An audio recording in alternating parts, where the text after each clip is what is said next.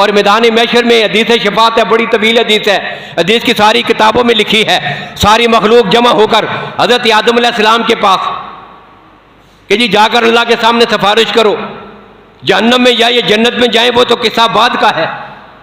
इस मैदान में जो परेशानी है ऐसे तो जान छूटे, हिसाब व किताब शुरू हो, यहाँ से आगे जाएं, आगे की आगे देखी जाएगी, कोई जन्नत में जाता है या जहन्नम में, हिसाब व किताब तो शुरू हो।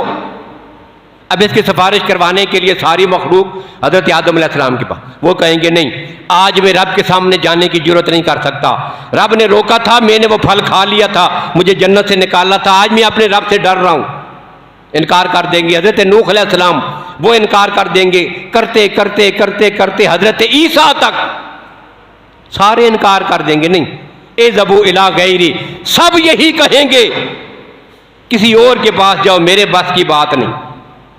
और जो कहेगा आ जाओ मेरे बस की बात है, वो मुहम्मद रसूलुल्लाह सल्लल्लाहु अलैहि वसल्लम की दात हो।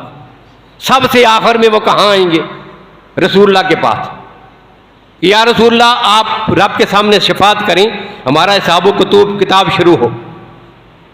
अब वहां पर जो वो जुमला कहेंगे, सारे लोग जमा होकर अल्लाह के नबी के सामने एक जुमला कहेंगे। जुमला क्या है? अल्लाह के नबी रब के सामने जाकर शफात कीजिए, हमारा हिसाब व किताब शुरू हो। व अंता खातमुल अंबिया वर रसूल, और आप खातमुल अंबिया वर रसूल हैं। अब ये क्यों कहेंगे? ये वो बताना चाहेंगे कि अल्लाह के नबी आदम के पास गए, उन्होंने भेजा नूह के पास, उनके पास गए, उन्होंने भेजा इब्राहीम के पास, वहां से किसी और के पास, वहां से किसी और के पास, कितनों के पास फिर के आ गए, लेकिन हर ने दूसरे का दरवाजा बता दिया।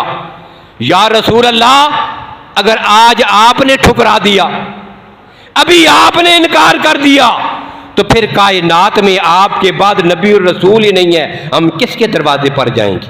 अंत खातमुल अंबिया वर रसूल।